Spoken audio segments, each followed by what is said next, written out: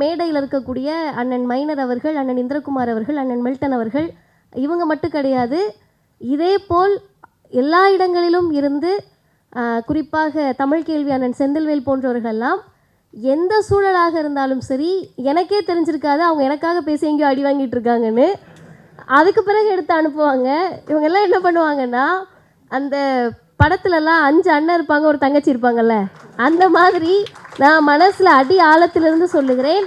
அவங்க என்ன ஜாதி, என்ன மதம், எந்த ஊர்க்காரவங்க, மில்டன் அண்ணன் சொந்த ஊர்லாம் எனக்கு என்னன்னு தெரியாது, இப்படி யார் என்ன ஊர் எதுவுமே எனக்கு தெரியாது. இவங்க எல்லாருமே பிரச்சனை எப்போ முன்னாடி வந்து நிற்பாங்க.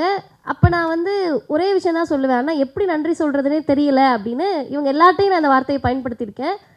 அதுக்கு இவங்க எல்லாரும் சொன்ன ஒரே பதில், அது நன்றியெல்லாம் வேண்டாம், நீங்கள் விடாமல் பேசிக்கிட்டே இருங்க, அதுவே எங்களுக்கு போதும் அப்படின்னு சொல்லுவாங்க. இதுக்கெல்லாம் என்ன காரணம் அப்படின்லாம் ஆய்வு பண்ண நான் விரும்பவே இல்லை. ஏன்னா ஒரே பதில் தான், தந்தை பெரியார் என்ற தலைவர் எங்களை இணைத்திருக்கிறார். நான் மட்டும் இல்லை, கீழே அமர்ந்திருக்கக்கூடிய தோழர்கள், குறிப்பாக பெண்கள், நீங்கள் இந்த இடத்திற்கு வந்தாலும் அவர்கள் உங்களை தோள் மேல் தூக்கி நிறுத்தி காட்டுவார்கள். அவங்க இவ்வளோ சப்போர்ட்டாக இருக்கிறதுக்கு ஒரே காரணம் என்னென்னா, தந்தை பெரியார் என்ற தலைவர் என்ன கான்ஃபிடென்ஸ், என்ன ஒரு துணிச்சலை, என்ன தன்னம்பிக்கை கொடுத்துருக்காருன்னு கேட்டால், எப்போ பாரு எங்களுடைய கால் இடுக்கில் எங்களுடைய தத்துவத்தை தேடி அலையக்கூடிய ஒரு கூட்டம் எல்லா காலகட்டத்திலையும் வரும். அது இப்போ தான் வந்திருக்குன்னு கிடையாது, இவர் மூலமாக தான் வந்திருக்கு, இவர் மூலமாக தான் வந்திருக்கு, ஆய்வாளர் மூலமாக தான் வந்திருக்கு, அப்படிலாம் கிடையாது. இது பல நெடுங்காலமாக இருக்கிற போது ஒரே ஒரு தலைவர் தான் எங்களுக்கு ஒரு ஃபார்முலாவை கொடுக்குறாரு. அது என்னன்னு கேட்டால், உன்னை இவனுங்க கடைசியாக எங்கே வந்து நிறுத்துவாங்கன்னா மன்னிக்கணும், அவங்க எங்கே வந்து நிறுத்துவாங்கன்னா, இப்படியே இவன் சரியில்லை, அதை பண்ணிட்டா இதை பண்ணிட்டா எங்கே போனால் தெரியுமான்னு சிசிடிவி கேமராவாக மாறுவாங்க. அப்படி மாறுறப்ப நீ ஒன்று மட்டும் நினச்சிக்க, உன்னுடைய ஒழுக்கம், உன்னுடைய மானம், உன்னுடைய சுயமரியாதை இதெல்லாம் எதில் இருக்குன்னு கேட்டால் உன்னுடைய பகுத்தறிவான செயலில் தான் இருக்கே தவிர அவங்க தேடுற இடத்துல இல்லை என்பதை எல்லா நேரத்திலும் எங்களுக்கு கற்றுக் கொடுக்கக்கூடிய பேராசான், அறிவாசான் தலைவர் தந்தை பெரியார் எங்களை இணைத்திருக்கிறார். அந்த வகையில் எதிரணியிலிருந்து மட்டும் அடி கிடையாது, சைடு, லெஃப்ட்டு, ரைட்டு, பின்னாடி, முன்னாடி, பக்கத்தில், இப்படி எல்லா இடத்துலையும் அடி வாங்கினாலும் கூட நீங்கள் பார்க்குறப்ப உயரம் குறைவாக இருக்கலாம், ஸ்டூல் வைக்கலாம், என்ன வேணால் இருக்கலாம். இந்த பாடி ஸ்ட்ராங் பேஸ்மெண்ட் வீக்கு கதையெல்லாம் இல்லை, எங்களுக்கு எல்லாமே ஸ்ட்ராங் தான். நாங்கள் எப்போதும் நிற்போம், பேசுவோம், துணிந்து பேசுவோம். அதிகபட்சம் என்ன சொல்லணுமோ எல்லாவற்றையும் சொல்லிவிட்டீர்கள். இனிமேல் உங்களுக்கு தான் டாஸ்க்கு, என்ன சொல்லணும்னு இனிமேல் நீங்கள் தான் தேடணும். என்ன உச்சபட்சம் இருக்கோ எல்லாத்தையும் சொல்லியாச்சு. இனிமேல் எங்களை விமர்சிக்க வேண்டும் என்றால் நீங்கள் தான் எங்கேயாவது போய் எத்தையாவது புக்கு வாங்கி தேடணும். அப்படி தேடிக்கொண்டே இருங்கள். நான் என்று சொல்ல மாட்டேன், நாங்கள் பேசிக்கொண்டே தான் இருப்போம். அந்த வகையில் ஐயா தந்தை பெரியார் சொன்னார், தமிழர்களுக்கென்று பத்திரிகை இல்லை என்று கவலைப்பட்டார். தமிழர்களுக்கென்று பத்திரிகையில் வேலை செய்யக்கூடியவர்களுக்கு தன்மான உணர்வில்லை என்று கவலைப்பட்டார். தமிழர்கள் பார்ப்பன பத்திரிகையை காசு கொடுத்து வாங்கி அறிவை மழுங்கடிச்சுக்கிறியே. இப்போ பொதுவாக காசு கொடுத்து யாரும் முட்டாளாக மாட்டாங்க. ஆனால் நீ உன் காசை கொடுத்து பாப்பாம் பத்திரிக்கையை வாங்கி படித்து, நம்ம ஆட்கள் வீட்டிலையே பெருமையாக ஒரு காஃபியும் பக்கத்தில் தினமலர் பேப்பரும் இருக்கும். இது என்ன காம்பினேஷன் இது? காஃபி பக்கத்தில் நீ எதுக்கு தினமலர் வைக்கிற என்று நினைக்கக்கூடிய அளவிற்கு காசு கொடுத்து முட்டாளாகாதீர்கள், தமிழர் பத்திரிகையை வாங்கி படியுங்கள் என்று ஐயா சொன்னார். இன்றைக்கு கால மாற்றத்தின்படி அது என்னவாக உருவெடுத்திருக்குன்னா யூடியூப்பாக மாறி இருக்கு. அப்படி யூடியூப்பாக மாறுறப்ப தமிழர்களுக்காக, தமிழ் இனத்திற்காக எது தமிழர்களுக்கு தேவையோ, இன்னும் சொல்லப்போனால் ஆரியத்தை ஒழிப்பதற்காக இத்தனை பேர் உருவெடுத்து நிற்கிறார்கள். அது யூடியூப் ரூட்டஸாக இருக்கலாம், பேரலையாக இருக்கலாம், இப்படி பல சேனல்களாக இவங்க உருவெடுத்து நிற்கிறப்ப அவர்களுக்கு வரக்கூடிய அச்சுறுத்தல், அவர்களுக்கு வரக்கூடிய மிரட்டல்கள், நம்ம ஏதோ மில்டன் அண்ணனும் இந்திரகுமார் அண்ணாவும் உட்காந்து 2 பேரும் பேசிகிட்டு இருப்பாங்க. மைனர் அண்ணனை உங்களுக்கு நான் சொல்லவே வேண்டாம், இங்கே பாதி பேர் அவர் என்ன பேசுகிறாரு அப்படின்னு கேட்க தான் வந்திருப்பீங்க. நானே அதுக்கு தான் வந்தேன்னு கூட வச்சுக்கலாம். ஏன்னா கவுண்ட்ரு இவர் மாதிரி கவுண்டர் அடிப்பதற்கு சமகாலத்தில் நீங்கள் யாரையுமே போய் பார்க்க முடியாது. ஒன்று தெரிஞ்சுக்கங்க, இவங்க பண்ணக்கூடியது உங்களுக்கு கிண்டலாக, கேலியாக, நகைச்சுவையாக மற்றவர்களுக்கு தெரியலாம். ஆனால் ஒன்றை தமிழ் சமூகம் புரிந்து கொள்ள வேண்டும், நிரம்ப அறிவு செறிவு இருந்தால்தான் அந்த நகைச்சுவை வரும். நிரம்ப செய்திகள் தெரிந்திருந்தால்தான் போகிற போக்கில் அப்படியே அடிச்சுட்டு போக முடியும். எல்லாருக்கும்லாம் அது வராது. அப்படி இவர்களுக்கு வரக்கூடிய அச்சுறுத்தல்கள் எல்லாம் சாதாரணமானவை கிடையாது. இணைய வழியாக தாக்குதல் நடத்தி, சமூக வலைதளத்தில் தாக்குதல் நடத்தி எப்படியாவது முடக்கலாம் அப்படின்னு நினைக்கிறப்ப சும்மா இருக்கணுமா இல்லையா? தலைப்பு கொடுக்குறாங்க. 2 நாளைக்கு முன்னாடி எனக்கு ஃபோன் பண்ணி, ஆனால் என்ன தலைப்பில் பேசணும்னு கேட்டால், தோழர் மாடலில் மற்றையவை அப்படின்ற தலைப்பில் பேசணும். அப்போ தப்பே கிடையாது, நம்ம அடி வாங்குறதுல வாங்கலாம் அப்படின்னு சொல்லி கிளம்பி வந்தாச்சு. இந்த தலைப்பை பற்றி நான் உள்ளபடியே சொல்லுகிறேன். எனக்கு கொஞ்சம் கிளாரிஃபிகேஷன் தேவைப்பட்டுச்சு. நம்ம தப்பாக போய் பேசிடக்கூடாதுல்ல. நானும் கையை கட்டிக்கிட்டு இங்கே பாருங்கள், பின்னால் பாருங்கள், இவையெல்லாம் நம் செல்வம் அப்படின்ட்டு 4 மாட்டை கட்டிட்டு நான் பேசிட முடியாதுன்றதுனால 4வது படிக்கிற பாப்பா கிட்ட கூப்பிட்டு கேட்டேன். அந்த பொண்ணுக்கு திருக்குறள் அந்த புத்தகத்தில் வருதா, நீங்கள் ஏதாவது அரசு பள்ளி மாணவர்கள் இருந்தாங்கன்னா 4வது 5வது இந்த ரேஞ்சில் இருக்க பிள்ளைங்க கிட்ட தமிழ் புக்கை வாங்கி படிங்க, பாருங்கள், கண்டிப்பாக அந்த குறள் இருக்கும். இது மாதிரி தலைப்பு கொடுத்துருக்காங்க. ஸ்கூலில் என்ன பாப்பா சொல்லி கொடுத்தாங்கன்னு கேட்டேன். இந்த பொண்ணு ரொம்ப அழகாக தெளிவாக சொல்லிச்சு, அக்கா இது வந்து ஒரு குறள். இந்த குறள் என்ன சொல்லுதுன்னா, உயர்ந்த செல்வங்கள் பல இருக்கலாம், ஆனால் அதெல்லாம் செல்வம் அல்ல, அது அனைத்தையும் விட பெரிய செல்வம் கல்விதான் அப்படின்னு அந்த பாப்பா சொல்லிச்சு. எனக்கு அப்பையும் சந்தேகம் தீரலை. அது எப்படி? தமிழுக்கு அவர் தான் அத்தாரிட்டி. தமிழே அப்படின்னால இவர் பிறந்த பிறகு தான் தமிழ்நாடு, தமிழர், தமிழ் மானம் எல்லாம் காப்பாற்றப்பட்டுச்சு. இப்போ கிடையாது, இந்த பிள்ளை சொல்கிறது பொய்யாதான் இருக்கும் அப்படின்னு சொல்லிட்டு அவர்களுக்கு பிடித்த ஆரிய பார்ப்பனர்களால் எழுதப்பட்ட உரை எடுத்து பார்த்தாலும் சரி, நம்ம ஐயா கலைஞர் எடுத்து எழுதின உரையை பார்த்தாலும் சரி, நாவலர் உரையை பார்த்தாலும் சரி, சார் ஒன்று வேணாம் கூகுளில் போய் சும்மா தட்டி பார்த்தாலும் சரி, எல்லாம் என்ன சொல்லுதுன்னா அதை தான் சொல்லுது. இப்போ எனக்கு என்ன பிரச்சனைன்னு கேட்டால், ஒரு மிகப்பெரிய வருத்தத்தில் இந்த இயக்கத்தின் மீது ஒரு வருத்தம் எனக்கு. இன்றைக்கி இந்த 4ஆம் கிளாஸ் 5ஆம் கிளாஸ் பிள்ளைய அவங்க அப்பா அம்மா ஒழுங்காக எப்படி வளர்த்துருக்காங்கன்னா, யாராவது வந்து பனை மரம் ஏறலாம், சாராயம் குடிக்கலாம், காலேஜுக்கு வெளியே கல் குடிக்கலான்னு யாராவது புள்ள பிடிக்கிற கூட்டம் வந்தால் ஓடி வந்து பாட புத்தகத்தை எடுத்து படிக்க ஆரம்பிச்சிடணும்னு சொல்லக்கூடிய அளவிற்கு அன்றைக்கு எங்கள் அண்ணனுக்கு யாராவது ஒருவர் கிடைத்திருந்தால் இன்றைக்கு இவர் இப்படி பேசியிருக்க மாட்டாரே என்ற வருத்தம் எனக்கு இருக்கிறது. அந்த வருத்தத்தோடு இந்த தலைப்பை நான் அணுகுகிறேன். இன்னொன்று, இந்த எந்த இடத்துலையும் நான் சொல்லணும்னு நினச்சேன். என்னுடைய பேச்சில் எந்த இடத்துலையும் அண்ணனை மனநோயாளின்னு நான் சொல்ல மாட்டேன். ஏன் கேளுங்க, மே 3 இயக்கத்தினுடைய தலைவர் அண்ணன் தீபக் அவர்கள் என்கிட்ட ஒரு கருத்து சொன்னார். அவர் அதை அடுத்த மேடையில் பேசுகிற போது நான் கண்டிப்பாக அதை சொல்கிறேன்னான்னு சொல்லிட்டு வந்தேன். போன கூட்டத்தில் பேசுகிறப்ப நம்ம எறியாமல், எனக்கு என்னன்னு கேட்டிங்கன்னா, அநாகரிகமாக ஏதாவது வார்த்தை தேடிட்டு வந்தாலும் அதை என்னால் பயன்படுத்த முடியாது. ஏன்னு கேட்டால், நான் பெரியாரை வாசித்திருக்கிறேன், திராவிடர் கழகத்தில் இருக்கேன். இந்த இயக்கம் எப்படிப்பட்ட இயக்கம்னா, பார்ப்பனர்களை பற்றி யாராவது மேடையில் ஏறி ஒருமையில் பேச ஆரம்பித்தா தலைவர் தந்தை பெரியார் கைத்தடி வச்சு தட்டுவார், ஏய் அடங்கு, ஒருமையில் பேசாத அப்படின்னு. எங்கள் கழகத் தலைவர் ஆசிரியர் அவர்கள் ஆர்ப்பாட்டத்துக்கு அவர் வந்திருக்க மாட்டார், வேறு நிகழ்ச்சியில் இருப்பார், நாங்கள் ஆர்ப்பாட்டம் நடத்திட்டு இருப்போம். அந்த ஆர்ப்பாட்டத்தில் ஒருமையில் யாராவது பேசிட்டா கூப்பிட்டு வான் பண்ணி அனுப்புவார். அப்படி இடத்தில் வந்ததால் என்னால் அதை பேச முடியாது.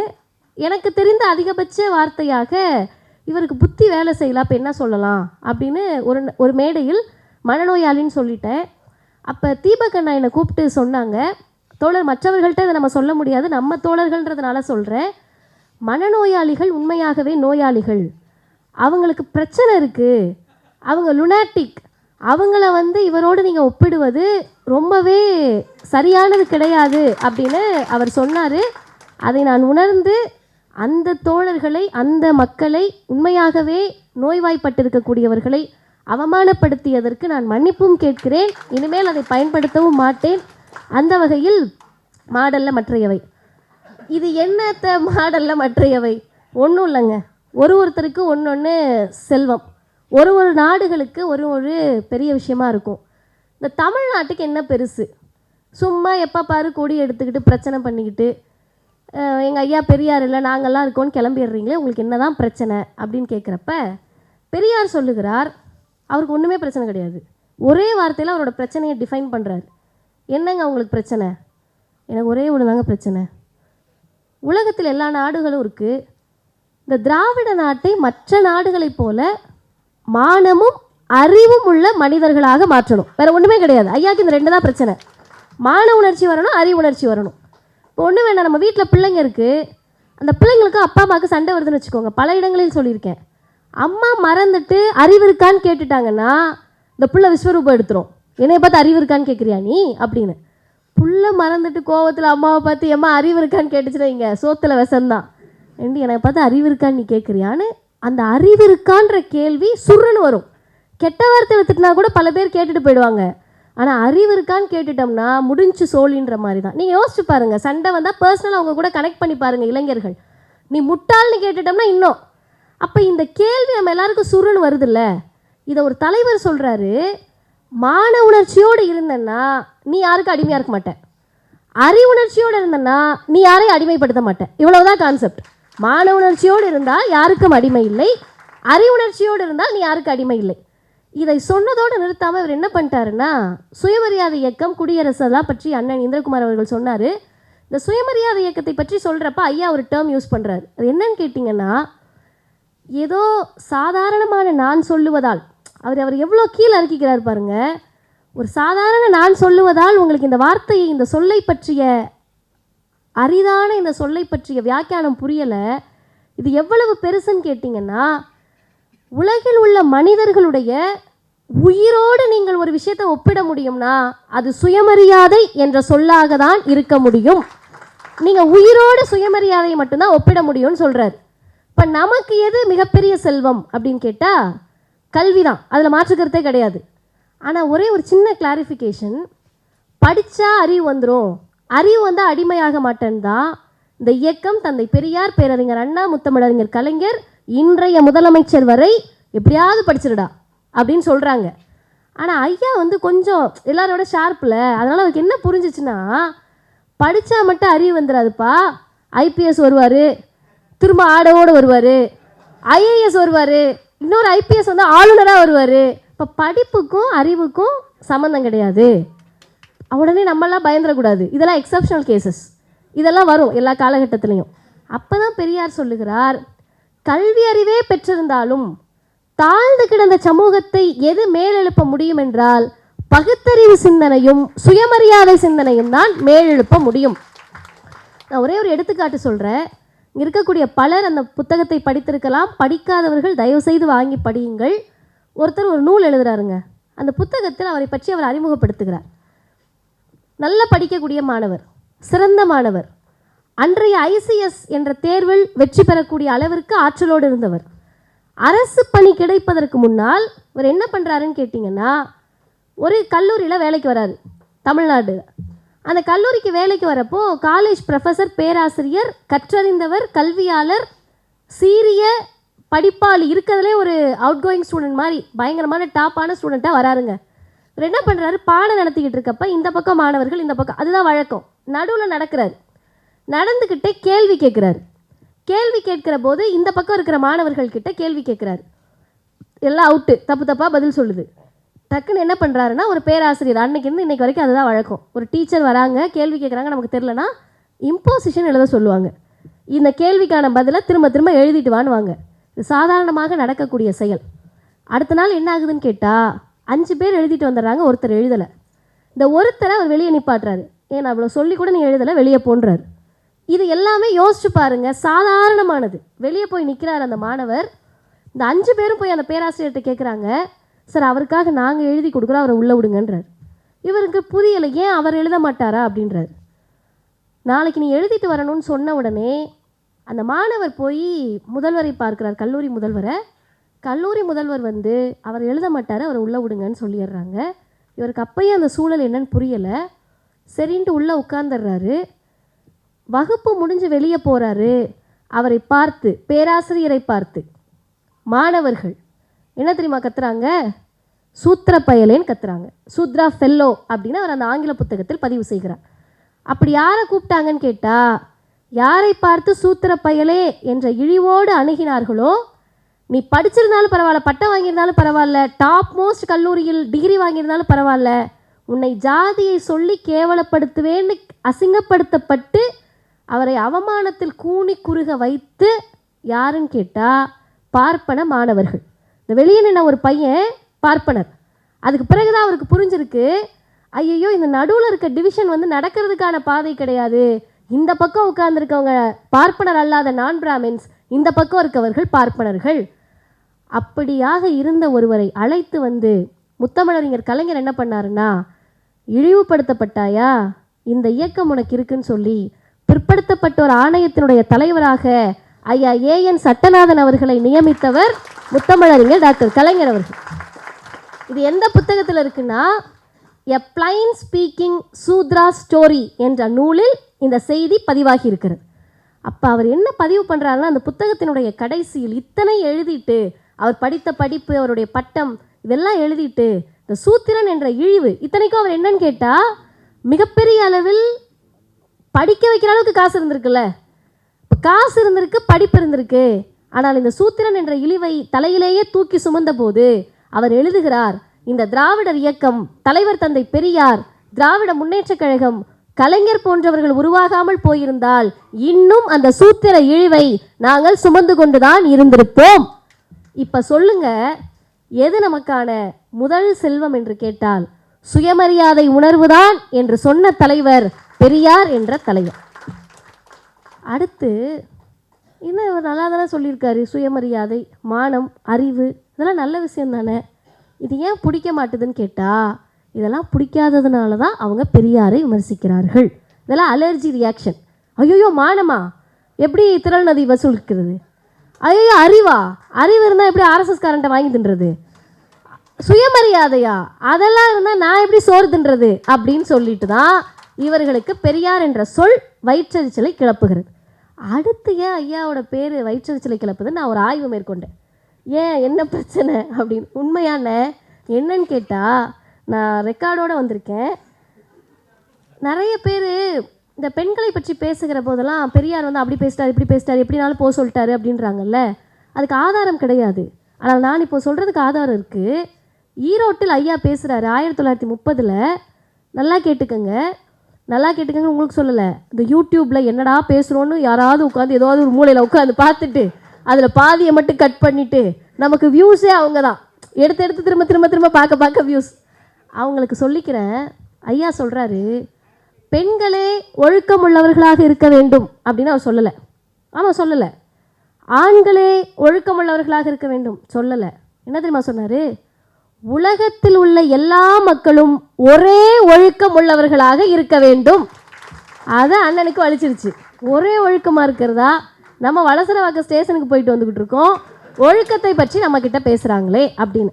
இப்போ அடுத்த ஒன்று, 1900 சரியாக சொல்லணும்னா 43 ஜூன் 15 விடுதலையில் இந்த செய்தி வருது. 1943 ஜூன் 6, மன்னிக்கணும் ஜூன் 15. எங்கே பேசுகிறாரு, அதான் ஹைலைட்டு. திருமணத்தில் பேசுகிறாருங்க. திருமண வீட்டில் நாங்கள்லாம் இன்றைக்கி கல்யாணத்துக்கு கூப்பிடுவாங்க சுயமரியாதை திருமணத்தை நடத்தி வைக்க. 10 நிமிஷம் தாண்டினோம்னா பந்தி எடுத்துருவாங்க, பந்தி போட்டுருவாங்க, எல்லாரும் அப்படியே கண்ணு முன்னாடி நடப்பாங்க.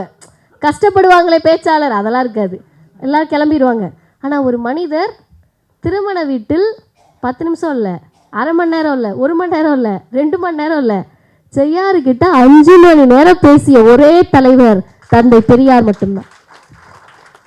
அவர் பேசினார்ன்றது செய்தி இல்லை, அவர் பேசியதை 5 மணி நேரமும் கேட்பதற்கு மக்கள் அமர்ந்திருந்தார்கள் என்பதுதான் செய்தி. அப்படி நடந்த ஒரு திருமணத்தில் ஐயா பேசிய அந்த செய்தி, தயவு செய்து காதலித்து கொண்டிருக்கக்கூடிய இளைஞர்கள் நல்லா கேட்டுக்கோங்க. நிஜமாக சொல்கிறேன், நீங்கள் காதல் பண்ணுவீங்க, அப்புறம் பிரேக்கப் ஆகும், அந்த கவலையிலலாம் இருப்பீங்கள்ல, அவங்களாம் நல்லா கேட்டுக்கோங்க. திருமணமான என்னுடைய மூத்தவர்கள் கேட்டுக்கோங்க. குறிப்பாக யார்கிட்ட இருந்தும் 10 வருஷத்துக்கு பிறகு வீடியோ வந்துடக்கூடாதுன்னா இந்த செய்திகளை நல்ல ஆழமாக கேட்டுக்கொள்ளுங்கள். என்ன சொல்கிறார் ஐயான்னு கேட்டால், எது மானம் எது வீரம், இந்த மண்டியிடாத மானம் வீழ்ந்து விடாத வீரம்லாம் இன்றைக்கி வரல, எங்களுக்கு வந்து அது பல ஆண்டு காலமாக எது வீரம் எது மானம் நாங்கள் சொல்லியிருக்கோம். ஒருவரை ஒருவர் ஆசைப்பட்டு நேசம் கொண்டவர்கள், ஒருவரை ஒருவர் தான். உங்கள் ஆசைக்கு நீ பேசிக்கிட்டு இருக்க பாரு, அது கிடையாது. ஒருவரை ஒருவர் ஆசைப்பட்டு நேசம் கொண்டவர்கள் அந்த நேசத்துக்கும் நாணயத்திற்கும் பங்கமில்லாமல் வாழ்வதுதான் வீரம், மானம், நாணயம் என்பதை பல முறை வற்புறுத்தியும் இருக்கிறேன். திரும்ப சொல்கிறேன், ஒருவரை ஒருவர் ஆசைப்பட்டு நேசம் கொண்டவர்கள் அந்த நேசத்துக்கும் நாணயத்திற்கும் பங்கமில்லாமல் வாழ்வதுதான் வீரம், மானம், நாணயம். இப்போ சொல்லுங்க, அவர் எதுக்கு பெரியார் திட்ட மாட்டார்? எப்படி திட்டாமல் இருக்க முடியும்? இதெல்லாம் படிச்சிருப்பாரான்னு தெரில, படிச்சிருக்க வாய்ப்பு கிடையாது. இதில் ஒன்று அண்ணனுக்கு தெரியும். நான் நிறைய பேர் திட்டுறீங்க, எதுக்கு சொல்கிறீங்க அண்ணன் சொல்கிறேன்னு. எனக்கு உண்மையாகவே தெரில. யாராவது ஏதாவது வார்த்தைகள் இருந்தால் கொடுக்கலாம். தற்கூரின்னு சொன்னால் அதுக்கு நம்ம ஆளுங்க திட்டுறாங்க. என்ன தற்கூரின்ற புதுசாக கட்சி ஆரம்பிச்சிட்டாங்க, அப்புறம் இவங்கள என்னன்னு கூப்பிடுவேன்னு கேட்குறாங்க. எனக்கு ஒன்றுமே புரியல, யார் என்ன சொல்கிறதுனே தெரில. அதனால் அவர் அண்ணன் சொன்ன மாதிரி மாடுகளின் தலைவர்னு கூட நீங்கள் வச்சுக்கலாம். அவர்கிட்ட போய் இதை கேளுங்க. நேசம் கொண்டவர்களிடத்தில் ஒழுக்கமாகவும் நாணயமாகவும் இருக்க வேண்டும் என்று ஒரு சமூகத்திற்கு ஒழுக்கத்தை சொல்லிக் கொடுத்த தலைவர் தந்தை பெரியார் என்ற அறிவாசான் தான். ஐயா தான் ஒழுக்கத்தை சொல்லிக் கொடுத்தவர். எப்படிப்பட்ட ஒழுக்கம் தெரியுமா? கண்ணகியுடைய சிலை வெளியே இருக்குல்ல, அந்த சிலை இருக்கக்கூடிய இடத்திலிருந்து நான் சொல்லுகிறேன். ஏமா இப்படி இருக்கன்னு கேட்டார் ஐயா. கண்ணகியினுடைய கதையை படித்து வளரக்கூடிய பிள்ளைகள்கிட்ட கேட்டார், நீ போய் பாண்டிய மன்னன்ட்ட கேள்வி கேட்கறதுக்கு முன்னாடி கோவலனை இழுத்து போட்டு அடிச்சிருக்கலாமேன்னு கேட்டார். இதில் என்ன தப்பு? இதில் ஏதாவது தப்பு இருந்தால் நீ பெரியாரை விமர்சி, பெரியாரை கேள்வி கேளுங்க. இன்னொன்னையும் சொல்லிக்கிறேன், தந்தை பெரியாரை கேள்வி கேட்க வேண்டும் என்றால் இன்னும் 100 ஆண்டுகள் நீங்கள் சிந்திக்க வேண்டும். அவரை மீறி ஒரு படி நீங்கள் சிந்திச்சுட்டா ஐயாவை கேள்வி கேட்கலாம். எந்த இடத்தையும் அவர் விடலைங்க. பெண் விடுதலையா? பெரியாரை தாண்டி சிந்தித்த ஒரு தலைவரை நீங்கள் கண்ணில் காட்டுங்க. ஐயாவை விட பெண் விடுதலைக்காக பேசினவங்கன்னு இன்னைக்கு வந்து நிற்கிறோம்ல. ஒரு நாளைக்கு 2 நாளைக்கு முன்னாடி நான் ஒரு கல்லூரி நிகழ்ச்சிக்கு போனப்போ அந்த பிள்ளைங்க கிட்ட சொன்னேன், இங்கே இருக்கக்கூடிய பாதி பெண்களுடைய சட்டையில் பாக்கெட் இருக்காது. ட்ரெண்ட்ஸ் மேக்ஸில் வாங்கி போட்டிருந்தோம்னா பாக்கெட் இருக்கும், பாக்கெட்டோடு வாங்கி போட்டிருப்போம். ஆனால் இப்படி கையில் அந்த பாக்கெட்டோட இப்படி சட்டையை பிடிச்சிட்டு நிற்கிறப்ப வரக்கூடிய அந்த கம்பீரம் இருக்குல்ல, அது ஆண்களுக்கானதாக இருந்தது. ஆண்கள் மட்டும்தான் அப்படியே மேடையில் நின்னா மிடுக்கா நிற்க முடியும். என்ன சட்டை போட்டிருந்தாலும் மிடுக்கா நிற்க முடியும். நாங்கள் எந்த உடை அணிந்திருந்தாலும் எங்களுடைய உடலை நினைத்து கவலைப்பட்டு கூனி குறுகி தான் நின்றுட்டு இருந்தோம். ஒரு தலைவர் சொல்கிறாரு, ஆணுக்கும் பெண்ணுக்கும் என்ன பேதம்? உடல் உறுப்பில் ஓரிரு உறுப்பில் மாற்றத்தை தவிர உனக்கும் அவருக்கும் என்னமா பிரச்சனை, என்னமா பேதம்? நிமிர்ந்து நில் என்று சொன்ன ஒரே தலைவர் தந்தை பெரியார் மட்டும்தான். அதானே உங்களுக்கு பிரச்சனையாக இருக்குது? சரி, என்ன அடித்தாலும் பேசுகிறீங்களே, எவ்வளோ நாளைக்கு பேசுகிறீங்க? இன்னும் 3 செய்தியோடு நான் நிறைவு செய்கிறேன், நேரம் கடந்து விட்டது. என்னென்னா, இன்றைக்கி நீ விமர்சிக்கிறதெல்லாம் ஒரு விமர்சனமே கிடையாது. நீங்களாம் ஸ்மால் பாய்ஸ், நீங்கள் விமர்சிக்கிறதெல்லாம் விமர்சனமே கிடையாது. நான் எல்லாரையும் சேர்த்து சொல்கிறேன். பெரியாரை விமர்சிக்க நீங்கள் யார் வந்தாலும் புதுசாக தேடி, இங்கே பாரு நான் எடுத்துகிட்டு வந்துட்டேன், எங்கேருந்து எடுத்துகிட்டு வந்தேன்? பெரியாரோட லைப்ரரியில் நாங்களே அடிச்சு வச்சுருக்கோம். அப்போ நீ அதை என்னத்தை எங்கேருந்து எடுத்துகிட்டு வந்த? அதுக்கு கூட உனக்கு ஆய்வு கிடையாது. இங்கே பாரு இதை வச்சுருக்கேன், அதை வச்சுருக்கேன்னு. ஒரு தடவை ஆளூர் ஷானவாசன் ஒரு அழகான ஒரு செய்தியை சொன்னார். டிவி டிபேட்டுக்கு வராங்க, ராஜீவ்காந்தி அண்ணாவெலாம் அதை கண்டிப்பாக உணர்ந்திருப்பாரு, நானும் உணர்ந்திருக்கேன். எங்ககிட்ட ஆதாரம் இருக்குதுன்னு எடுப்பாங்க. என்னன்னு பார்த்தா A4 ஷீட்டு. அந்த A4 ஷீட்டை அவங்க கொண்டு வந்ததில்லை, சேனலில் கொடுத்துருப்பாங்கல்ல. அந்த A4 ஷீட்டை வாங்கி வச்சுக்கிட்டு வாட்ஸ்அப்பை திறந்து வச்சுக்கிட்டு 2 விஷயத்தை எழுதிட்டு என்கிட்ட இருக்குன்னு. இப்போ என்ன பிரச்சனைனா, என்கிட்ட இருக்குன்னு சொன்னப்போ நம்மளுடைய மூத்தவர்கள் முன்னோடிகள் தொலைஞ்சு போன்னு விட்டுட்டாங்க. நாங்கள் என்ன பண்ணுறோம்னா, உன்கிட்ட இருக்குல்ல காட்டுன்னு கேட்டுறோம். உடனே அது பதறி போய் நான் எங்கடா போகிறது அப்படின்ற மாதிரி முழிக்கிறாங்க. இப்போ இந்த இயக்கத்தில் அண்ணன் ராஜீவ்காந்தி பேசுகிற போது அடிமைகளை பற்றி பேசினார், ஆதிக்கவாதிகளை பற்றி பேசினார். இவர்களை எப்படி நாம் இனம் காண்கிறோம்? எப்படி இனம் காண்கிறோம்? இதுதான் அதுதான் வர்றதே கிடையாது. ஒரு மாநாடு பேசுறதுக்கு முன்னாடி மில்டன் அண்ணன் தூக்கி அப்படி போட்டார், அதுதான் அப்படின்ட்டு. இப்போ அவரை பிடிச்சிட்டு கடிச்சிக்கிட்டு இருக்காங்க. இப்படி ஒருத்தர் ஒன்று பிரிச்சுக்கிட்டோம்.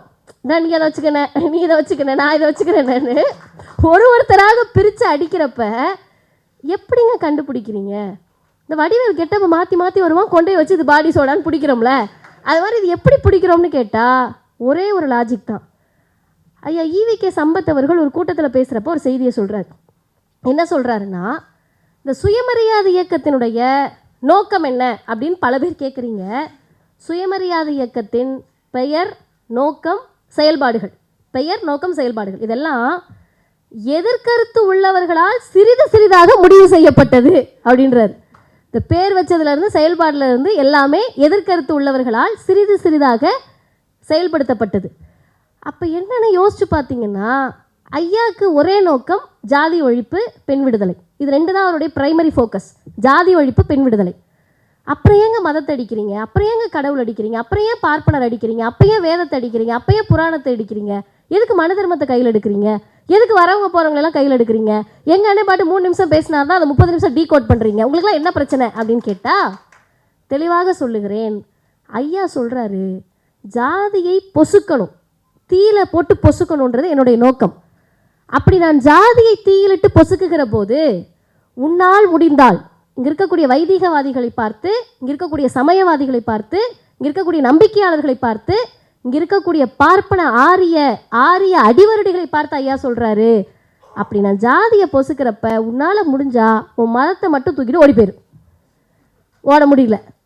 அப்படி உன் மதத்தை தூக்கி கொண்டு போகக்கூடிய வேளையில் புராண இதிகாசத்தை சேர்த்து தூக்கிட்டு ஓட முடியுதுன்னா ஓடிடு. அப்படி நான் அதை அடிச்சுக்கிட்டு இருக்கப்ப கடவுளினுடைய புனிதத்தை நான் அடிக்கின்ற போது இதை விட்டு அதை மட்டும் தனியாக எடுத்துக்கொண்டு போக முடிஞ்சா போய்க்கன்றார். அப்போ ஐயா உங்களை போகாதன்னு சொல்லலை, முடிஞ்சா எடுத்துகிட்டு போனார். ஆனால் அவர் மறைந்த 50 வருடத்திற்கு மேல் ஆகிவிட்டது. இன்னும் ஒருவரால் கூட ஜாதியை பொசுக்கக்கூடிய நேரத்தில் கடவுளை காப்பாற்ற முடியாமல் திணறிக் கொண்டிருக்கிறார்கள். ஆரிய பார்ப்பனர்களை காப்பாற்ற முடியாமல் திணறிக் கொண்டிருக்கிறார்கள். இப்போ பெரியார் எங்கே போகிறாருன்னு கேட்டால், ஜாதியை ஒழிக்கணும்னா ஏன் ஏரியாவுக்கு வாழ்றாங்க, வந்துட்டார் மதத்துக்கு. மதத்தை கை வைக்கணும்னா ஏன் ஏரியாவுக்கு வாழ்றாங்க, புராண இதிகாசத்துக்கு போயிட்டாரு. புராண இதிகாசத்தை நீ கை வச்சனா அதுக்கு மேலே நான் உட்காந்துருக்கேன். யார்? அவர் தான் இந்த உலகத்தை படைத்தவர், எனக்கு பிரச்சனை கிடையாது, அவரை இழுத்து போட்டு சாத்து.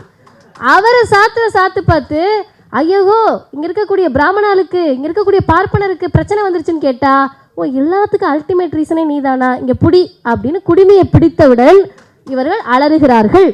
இந்த அலறலை நேரடியாக பார்ப்பனர்களால் வந்து சொல்ல முடியாது, வலிக்குதுன்னு சொல்ல முடியாதுங்க.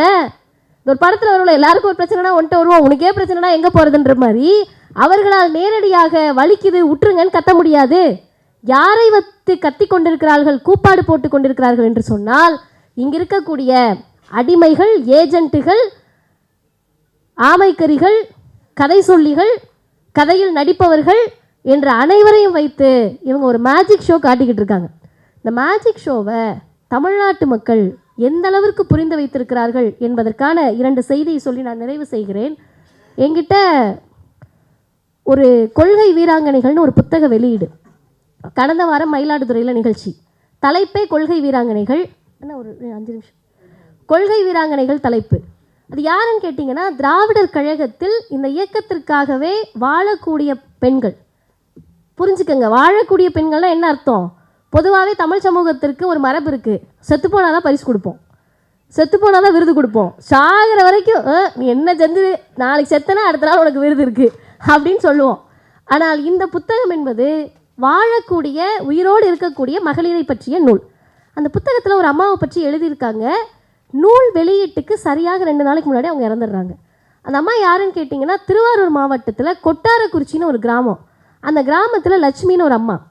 இந்த லட்சுமி அம்மா எப்படின்னு கேட்டிங்கன்னா, அவங்களுக்கு பார்வையெல்லாம் மங்கிடுச்சு, சுயநினைவு கூட அவ்வளவா இல்லை, கணவர் இறந்துட்டார், வீடு ரொம்ப ஏழ்மையான வீடு, ஒரு விவசாய குடும்பம், சின்ன ஒரு குடிசை மாதிரி தாண்டின ஒரு வீட்டில் இருக்காங்க. 2 ஆடு ஒரு ஆட்டுக்குட்டி, உண்மையான 2 ஆடு ஒரு ஆட்டுக்குட்டி, அதை வச்சுட்டு அந்த அம்மா உட்காந்துருக்காங்க. இந்த பேட்டி எடுக்க போன நூலாசிரியர் ஐயா வில்வம் அவர்கள் போகிறாரு. அவர் திராவிடர் கழகத்தை சார்ந்தவர். போய் உட்கார்ந்தப்ப இந்த அம்மாவுக்கு யார் வந்திருக்கா, எதுக்கு வந்திருக்காங்க, எதுவுமே தெரில. அந்த புத்தகத்தில் எல்லாருடைய நேர்காணலும் இருக்குது, ஆனால் இந்த அம்மாவை பற்றிய நேர்காணலே இல்லை. ஏன்னு கேட்டால், அவர் போய் என்ன கேள்வி கேட்டாலும் உங்களுக்கு சுயநினைவு இல்லை, பார்வை மங்கிடுச்சு. அவர் கேட்ட எல்லா கேள்விக்கும் அந்த அம்மா ஒரே பதில் தாங்க சொல்லியிருக்காங்க. நான் பார்த்து பார்த்து நெகிழ்ந்து போனேன். இப்படிப்பட்டவர்களுக்காக இன்னும் எத்தனை அவமானத்தை சுமந்து கொண்டும் தொண்டை கிழிகின்ற வரை பேசலாம். என்ன தெரியுமா அந்த அம்மா சொல்லியிருக்காங்க? நான் பேசுகிற போதே எனக்கு நெகிழ்ச்சியாக இருக்கிறது. எப்படியாவது நான் செத்து போயிட்டா நம்ம முறைப்படி எனக்கு எல்லாம் செஞ்சுருங்க, செத்து போயிட்டா நம்ம முறைப்படி எல்லாம் செஞ்சு. இன்னும் நம்ம முறைப்படி தீக்காக்காரவங்களுக்கு, கருப்பு சட்டக்காரவங்களுக்கு, பெரியாரிஸ்டுக்கு என்ன முறை இருக்குது? எந்த முறையும் இல்லாமல் என்னை ஏதாவது செய்து விடுங்கள், அதானே. சடங்கு பண்ணிடாதீங்க, சாஸ்திரம் பண்ணிடாதீங்க, சம்பிரதாயம் பண்ணிடாதீங்க. அந்த அம்மா மறைந்த பிறகு அவருடைய உடலை பெண்களே சுமந்து சென்று அடக்கம் செய்தார்கள். இப்போ இது என்ன தெரியுமா? பெரியாரியம் என்பது என்ன தெரியுமா? எது தெரியுமா? எங்களுக்கு செல்வம். செத்து போனால் கூட சுயமரியாதையோடு என்னை அடக்கம் செய்து விடு என்று பிள்ளைகளை வளர்க்கக்கூடிய இயக்கம் இது. நீ சொல்ல, உன் பிள்ளைக்கு என்ன கற்றுக் கொடுப்ப? வீடியோவை போட்டு உன் பிள்ளைய பார்க்க வைக்க முடியுமா? எங்கள் வீடியோவை போட்டு நான் எங்கள் பிள்ளைகளை வளர்க்குறேன், நீ உன் வீடியோவை போட்டு உன் பிள்ளைகளை வளர்க்க முடியுமா? கேட்காதா? அது இப்போ உனக்கு என்னப்பா ஆச்சுன்னு கேட்காதா? கேட்குமா? கேட்காதா சார்? கேட்கும்ல, நாம் கேட்போம்ல. இன்னைக்கு இளைஞர்கள் மாணவர்களை சொல்கிறாங்களே, உங்கள் பயம் என்ன? நீ ஏமாத்தலான்னு நினச்சி புள்ள பிடிக்கிற பிள்ளையெல்லாம் மைனர் என்ன வெளியே கூட்டிகிட்டு வந்துட்டு இருக்காரு, வைத்தியம் பார்த்துக்கிட்டு இருக்காரு. நான் கூட நினச்சிருக்கேன், எல்லாரும் ஒரு திசையில் அடிச்சுக்கிட்டு இருப்பாங்க, இவர் மட்டும் வேறு திசையில் அடிச்சுக்கிட்டு இருப்பார். அண்ணன் சத்யா அவர்களுக்கும் இந்த இடத்துல நம்ம எல்லாருமே பாராட்டை சொல்லி ஆகணும். எதுக்கு இவங்க வேறு திசையில் அடிச்சுக்கிட்டு இருக்காங்கன்னா, அரசியல் செய்யக்கூடியவர்கள் அரசியல் தளத்தில் எதிரிகளை பார்க்கிறார்கள், சமூக இயக்கத்தில் இருக்கக்கூடியவர்கள் சமூக எதிரிகளை பார்த்து கொண்டிருக்கிறார்கள். இந்த அல்ற சில்லறையெல்லாம் நாங்கள் பார்த்துக்குறோம், நீ விடு அப்படின்னு சொல்லி இவர்கள் எல்லாவற்றிற்கும் பதில் சொல்கிறோன்னு சொன்னால் அந்த துணிச்சல் எங்களுக்கு இருக்கிறது. அந்த துணிச்சலுக்கு பெயர் திமிர் அல்ல, அகங்காரம் அல்ல. என்னையெல்லாம் நீங்கள் யாரையாவது போய் திமிர் பிடிச்ச பிள்ளைன்னு சொன்னால் நம்புவாங்களா? அமைதியாக தானே இருக்கேன் நான், அதனால் யாரும் நம்ப மாட்டாங்க. அப்போ அதுக்கு பேர் என்னன்னு கேட்டால் சுயமரியாதை என்ற உணர்வு எங்களை வழிநடத்துகிறது. அப்போ உண்மையாகவே நீங்கள் யாரை நோக்கி கேள்வி கேட்க வேண்டும் என்று சொன்னால், படிக்காதன்னு மனு தர்மம் சொல்லுச்சு, நேரடியாக வந்து சொன்னால் உதப்படுவோன்னு மரமேறக்கூடிய வேலையை திரும்ப செய்யலான்னு கூப்பிடுறவங்கள நோக்கி நீங்கள் கேள்வி கேட்கணும். சூத்திரனுக்கு எதை கொடுத்தாலும் கல்வியை கொடுக்காதேன்னு தர்மமும் வேதமும் சொன்ன போது அந்த தர்மத்தை இட்டு பொசுக்கிய இயக்கம் திராவிடர் இயக்கம், தலைவர் தந்தை பெரியார், இந்த கருப்பு சட்டைகள். படிக்கிற போது எனக்கு ஆச்சரியமாக இருந்தது. இன்றைக்கு புதிய கல்விக் கொள்கை நீட்டுக்கு எதிராக போராடி கொண்டிருக்கிறோம். 1952 குலக்கல்வி கொள்கையை ராஜகோபாலாச்சாரியார் கொண்டு வந்தப்ப அவருக்கு என்ன உறவின் முறைன்னு தெரில, எனக்கு பாட்டனா முப்பாட்டனா சித்தப்பாவான்னு தெரில, இவருக்கு அவர் என்ன சொந்தக்காரன்னு தெரில, அது அவர் தான் டிக்ளேர் பண்ணணும். அந்த ராஜகோபாலாச்சாரியார் குலக்கல்வி திட்டத்தை கொண்டு வந்தபோது இந்த தலைவர் பெரியார் என்ன தெரியுமா சொன்னார்? குலக்கல்வி திட்டத்தை ஒழிப்பதென்பது என்னுடைய ஜீவாதாரண உயிர்நிலை போராட்டம். அர்த்தம் என்ன? செத்து போனாலும் என் புள்ள புட்டியை படிக்க வச்சுட்டு தான் சாவேன்னு அர்த்தம். பட கிளைமேக்ஸ் கிடையாது, டான்ஸ் பாட்டு எங்கள் அண்ணன் அழகாக காமெடி பண்ணுவார், அது கிடையாது. களத்தில் நின்று ஐயா பெரியார் சொன்னார், அந்த குலக்கல்வி திட்டத்தை ஒழிப்பதற்கு இந்த கருஞ்சட்டை, இந்த திராவிடர் இயக்கம், தலைவர் தந்தை பெரியாருடைய தொண்டர்கள் 12 பேர் உயிர் தியாகம் செய்தார்கள். இந்த வரலாறு தெரியுமா? படிக்காத குடிக்கவான ஒரு மேடை ஏறி தமிழ் சமூகத்தில் சொன்ன ஒரே ஆள் இந்த ஆள் தான், வேறு யாரும் சொன்னது கிடையாதுங்க. அவங்க அடிமையாக இருப்பாங்க, ஆதிக்கவாதியாக இருப்பாங்க, ஆர்எஸ்எஸ்காராக இருப்பாங்க, பிஜேபிக்காராக இருப்பாங்க, பார்ப்பனராக இருப்பாங்க, ஆரியராக இருப்பாங்க. ஆனால் ஒருத்தரால் கூட மேடை ஏறி படிக்காத குடிக்கவான்னு கூப்பிட முடியல. இவரால் கூப்பிட முடியுதுன்னா என்ன தெரியுமா தைரியம், என்ன தெரியுமா துணிச்சல்? அதெல்லாம் ஒன்றும் கிடையாது. நம்ம பேசினா எவன் கேட்க போகிறான், பெட்டியை வாங்கிட்டு நம்ம கிளம்பிடலாம், அதுதான். நம்மளை யார் மதிக்க போகிறா? அந்த தைரியத்தில் நீங்கள் பேசி கொண்டிருக்கிறீர்கள். நீங்கள் யாராக வேண்டாலும் இருக்கலாம், எப்படிப்பட்டவராக வேண்டாலும் இருக்கலாம், நடிகர் ரூபத்தில் வரலாம், நடிப்பவர் ரூபத்தில் வரலாம், கதை சொல்லி வரலாம், எந்த ரூபத்தில் வந்தாலும் தமிழ்நாடு ஓரணியில் நிற்கிறது. அந்த அணிக்கு பெயர், காம்படிஷனுக்கு வந்தாச்சு, கிரவுண்டுக்கு வந்தாச்சு, டீமுக்கு பெயர் வைக்கணும்ல, அந்த ஓரணிக்கு பெயர் தந்தை பெரியார் என்ற தலைவருடைய பெயரை தாங்கி, திராவிடம் என்ற கொள்கையை தாங்கி எங்கள் பிள்ளைகளை படிக்க வைப்பதற்கு, பகுத்தறிவை பெறுவதற்கு, சமத்துவத்தை பேசுவதற்கு, சகோதரத்துவத்தை பேசுவதற்கு, சமூக நீதியை பேசுவதற்கு, சுயமரியாதையை பேசுவதற்கு முத்துவேல் கருணாநிதி ஸ்டாலின் என்ற முதலமைச்சர் ஓரணியில் அழைக்கிறார். எல்லாத்தையும் பேசிட்டு எங்கம்மா எதுக்குமா இங்கே வரீங்கன்னு கேட்டா, 2026 தேர்தலுக்காக தான் இத்தனை கலவரமும். 2026 தேர்தலுக்காக தான் நீங்கள் பிஜேபி ஆர்எஸ்எஸ் அடிக்கக்கூடாதுன்னு மாடை கூப்பிடுறாங்க, நீங்கள் புதிய கல்விக் கொள்கையை பற்றி பேசக்கூடாதுன்னு மாட்டுக்கிட்ட பேசுகிறாங்க, நீங்கள் நீட்டை பற்றி பேசக்கூடாதுன்னு மரத்துக்கிட்ட பேசுகிறாங்க, நீங்கள் ஜாதியை ஒழிப்பை பேசிவிடக்கூடாது என்று அனைத்து விதமாக மேஜிக் ஷோவை நடத்திக்கிட்டு இருக்காங்க. நீ பிஜேபி பக்கம் திரும்பாம, ஆர்எஸ்எஸ் அடிக்காம, பார்ப்பனர் அடிக்காம, எல்லா அடியும் நான் முன்னாடி வாங்கிக்கிறேன்னு 3 நிமிஷம் ஆர்ப்பாட்டம் நடத்திக்கிட்டு இருக்காங்க. இப்படி நடத்தக்கூடியவர்களை, நடத்துவதற்கு இயக்கக்கூடியவர்களை அடிப்பதுதான் 2026 வரை ஒரே இலக்காக இருக்க வேண்டும் என்று எங்கள் கழகத் தலைவர் ஆசிரியர் வீரமணி அவர்கள் சொன்னதை வழிமொழிந்து நிறைவு செய்கிறேன். வாய்ப்புக்கு நன்றி, வணக்கம்.